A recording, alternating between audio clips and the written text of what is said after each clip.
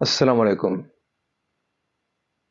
عزیز ناظرین، پیارے دوستوں، بہنوں، بھائیوں اور بزرگوں، میں حافظ عبد النواز ایڈوکیٹ آپ کو اپنے اسلامی چینل کے اندر خوش آمدید کہتا ہوں۔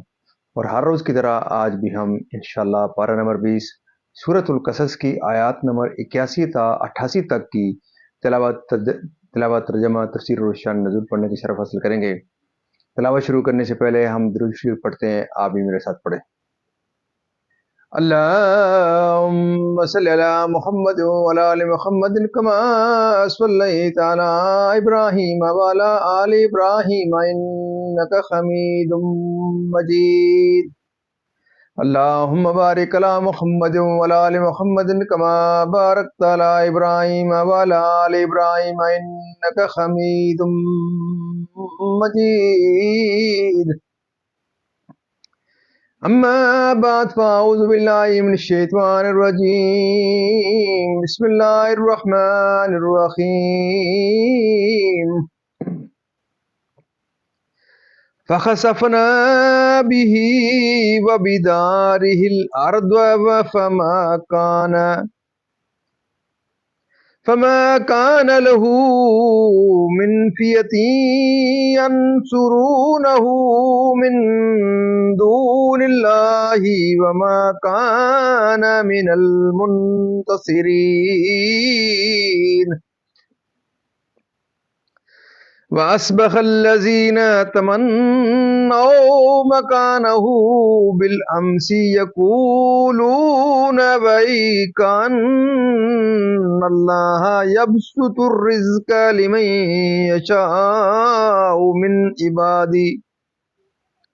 لمن يشاء من عباده ويقدر لولا من الله علينا لخسف بنا وَإِكَأَنَّهُ لَا يُفْلِحُ الْكَافِرُونَ. تِلْكَ الدَّارُ الْآخِرَةُ نَجْعَلُهَا لِلَّذِينَ لَا يُرِيدُونَ عُلُوًّا فِي الْأَرْضِ وَلَا فَسَادًا وَالْعَاقِبَةُ لِلْمُتَّقِينَ. من جاء بالحسنة فله خير منها ومن جاء بالسيئة فلا يجزى الذين عملوا السيئات إلا ما كانوا يعملون. إن الذي فرض عليك القرآن لرادك إلى معاد قل ربي أعلم من جاء بالهدى ومن هو في ضلال مبين.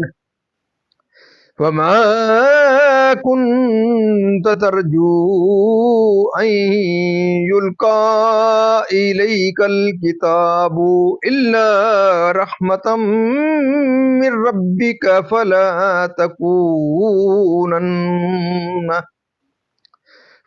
تكونن ظهيرا للكافرين. ولا يصدنك عن آيات الله بعد إذ أنزلت إليك وادع إلى ربك ولا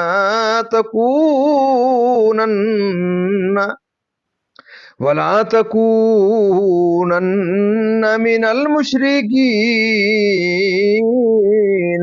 ولا تدعو مع الله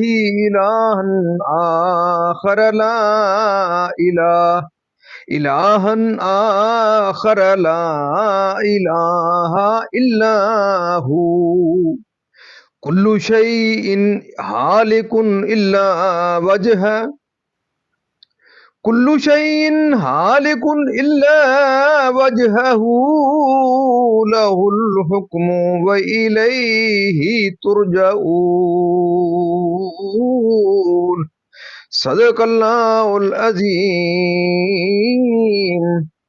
ترجمہ: تو ہم نے اسے اور اس کے گھر کو زمین میں دھسا دیا تو اس کے پاس کوئی جماعت نہ تھی کہ اللہ سے بچائے کہ اللہ سے بچائے میں اس کی کہ اللہ سے بچانے میں اس کی مدد کرتی، اور نہ وہ بدلہ لے سکا۔ اور کل جس نے اس کے مرتبے کی آرزو کی تھی، صبح کہنے لگا عجب بات ہے، اللہ رزق وسیع کرتا ہے اپنے بندوں میں جس کے لیے چاہے، اور تنگی فرماتا ہے۔ اگر اللہ ہم پر احسان نہ فرماتا تو ہمیں بھی دھسا دیتا۔ اے عجب کافروں کا بھلا نہیں، یہ آخرت کا گھر ہم ان کے لیے کرتے ہیں جو زمین میں تکبر نہیں چاہتے اور نہ فساد، اور عاقبت پرہیزگاروں ہی کی ہے۔ جو نیکی لائے اس کے لیے اس سے بہتر ہے، اور جو بدی لائے بد کام والوں کو بدلہ نہ ملے گا مگر جتنا کیا تھا۔ بے شک جس نے تم پر قرآن فرض کیا وہ تمہیں پھیر لے جائے گا جہاں پھرنا چاہتے ہو۔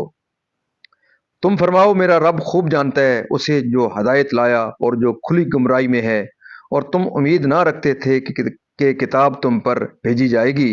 ہاں تمہارے رب نے رحمت فرمائی تو تم ہرگز کافروں کی پشتی مدد نہ کرنا، اور ہرگز وہ تمہیں اللہ کی آیتوں سے نہ روکیں بعد اس کے کہ وہ تمہاری طرف اتاری گئیں، اور اپنے رب کی طرف بلاؤ، اور ہرگز شرک والوں میں سے نہ ہونا، اور اللہ کے ساتھ دوسرے خدا کو نہ پوچھ، اس کے سوا کوئی خدا نہیں، ہر چیز فانی ہے سوا اس کی ذات کے، اسی کا حکم ہے اور اسی کی طرف پھر جاؤ گے۔ ناظرین، یہاں تک اس کا ترجمہ اختتام پذیر ہوا۔ اب اس کی تفسیر تسلسل سے۔ قارون اور حضرت موسیٰ علیہ السلام کا قصہ چل رہا ہے، یعنی قارون اور اس کے گھر کے دھسانے کا واقعہ۔ علماء سیر و اخبار نے یہ ذکر کیا ہے کہ حضرت موسیٰ علیہ السلام نے بنی اسرائیل کو دریا کے پار لے جانے کے بعد مذبح کی ریاست حضرت ہارون علیہ السلام کو تفویض کی۔ بنی اسرائیل اپنی قربانیاں حضرت ہارون علیہ السلام کے پاس لاتے اور وہ مذبح میں رکھتے، آگ آسمان سے اتر کر ان کو کھا لیتی۔ قارون کو حضرت ہارون کے اس منصب پر رشک ہوا۔ اس نے حضرت موسیٰ علیہ السلام سے کہا کہ رسالت تو آپ کی ہوئی اور قربانی کی سرداری حضرت ہارون کی، میں کچھ بھی نہ رہا، باوجود یہ کہ میں توریت کا بہترین قاری ہوں، میں اس پر صبر نہیں کر سکتا۔ حضرت موسیٰ علیہ السلام نے فرمایا کہ یہ منصب حضرت ہارون کو میں نے نہیں دیا، اللہ نے دیا ہے۔ قارون نے کہا خدا کی قسم میں آپ کی تصدیق نہ کروں گا جب تک آپ اس کا ثبوت مجھے دکھا نہ دیں۔ حضرت موسیٰ علیہ السلام نے رؤسائے بنی اسرائیل کو جمع کر کے فرمایا کہ اپنی لاٹھیاں لے آؤ۔ انہیں سب کو اپنے قبہ میں جمع کیا۔ رات بھر بنی اسرائیل ان لاٹھیوں کا پہرا دیتے رہے۔ صبح کو حضرت ہارون علیہ السلام کا عصا سرسبز و شاداب ہو گیا، اس میں پتے نکل آئے۔ حضرت موسیٰ علیہ السلام نے فرمایا اے قارون تو نے یہ دیکھا؟ قارون نے کہا یہ آپ کے جادو سے کچھ عجیب نہیں۔ حضرت موسیٰ علیہ السلام کی مدارات کرتے تھے اور وہ آپ کو ہر وقت ایذا دیتا تھا، اور اس کی سرکشی اور تکبر اور حضرت موسیٰ علیہ السلام کے ساتھ عداوت دم بدم ترقی پر تھی۔ اس نے ایک مکان بنایا جس کا دروازہ سونے کا تھا اور اس کی دیواروں پر سونے کے تختے نصب کیے۔ بنی اسرائیل صبح شام اس کے پاس آتے، کھانے کھاتے، باتیں بناتے، اسے ہنساتے۔ جب زکوٰۃ کا حکم نازل ہوا تو قارون حضرت موسیٰ علیہ السلام کے پاس آیا تو اس نے آپ سے طے کیا کہ وہ درہم و دینار و مویشی وغیرہ میں سے 1000واں حصہ زکوٰۃ دے گا، لیکن گھر جا کر حساب کیا تو اس کے مال میں سے اتنا بھی بہت کثیر ہوتا تھا، اس کے نفس نے اتنی بھی تہمت نہ کی۔ اور اس نے بنی اسرائیل کو جمع کر کے کہا تم نے موسیٰ علیہ السلام کی ہر بات میں اطاعت کی، اب وہ تمہارے مال لینا چاہتے ہیں، کیا کہتے ہو؟ انہوں نے کہا آپ ہمارے بڑے ہیں، جو آپ چاہیں حکم دیجئے۔ کہنے لگا کہ فلاں بدچلن عورت کے پاس جاؤ اور اس سے ایک معاوضہ مقرر کرو کہ وہ حضرت موسیٰ علیہ السلام پر تہمت لگائے، ایسا ہوا تو بنی اسرائیل حضرت موسیٰ علیہ السلام کو چھوڑ دیں گے۔ چنانچہ قارون نے اس عورت کو 1000 اشرفی اور 1000 روپیہ اور بہت سے مواعید کر کے یہ تہمت لگانے پر طے کیا، اور دوسرے روز بنی اسرائیل کو جمع کر کے حضرت موسیٰ علیہ السلام کے پاس آیا اور کہنے لگا کہ بنی اسرائیل آپ کا انتظار کر رہے ہیں کہ آپ انہیں واضح و نصیحت فرمائیں۔ حضرت تشریف لائے اور بنی اسرائیل میں کھڑے ہو کر آپ نے فرمایا کہ اے بنی اسرائیل، جو چوری کرے گا اس کے ہاتھ کاٹے جائیں گے، جو بہتان لگائے گا اس کے 80 کوڑے لگائے جائیں گے، اور جو زنا کرے گا اس کے اگر بیوی نہیں ہے تو 100 کوڑے مارے جائیں گے، اور اگر بیوی ہے تو اس کو سنسار کیا جائے گا یہاں تک کہ مر جائے۔ قارون کہنے لگا کہ یہ حکم سب کے لیے ہے، خواہ آپ ہی ہوں؟ فرمایا خواہ میں ہی ہوں کیوں نہ ہوں، خواہ میں ہی کیوں نہ ہوں۔ کہنے لگا بنی اسرائیل کا خیال ہے کہ آپ نے فلاں بدکار عورت کے ساتھ بدکاری کی ہے۔ حضرت موسیٰ علیہ السلام نے فرمایا اسے بلاؤ، وہ آئی۔ حضرت موسیٰ علیہ السلام نے فرمایا اس کی قسم جس نے بنی اسرائیل کے لیے دریا پھاڑا اور اس میں رستے بنائے اور توریت نازل کی، سچ کہہ دے، وہ عورت ڈر گئی اور اللہ کے رسول پر بہتان لگا کر انہیں ایذا دینے کی جرت اسے نہ ہوئی، اور اس نے اپنے دل میں کہا کہ اس سے توبہ کرنا بہتر ہے، اور حضرت موسیٰ علیہ السلام سے عرض کیا کہ جو کچھ قارون کہلانا چاہتا ہے اللہ عز و جل کی قسم یہ جھوٹ ہے، اور اس نے آپ پر تہمت لگانے کے عوض میں میرے لیے بہت مال کثیر مقرر کی ہے۔ حضرت موسیٰ علیہ السلام اپنے رب کے حضور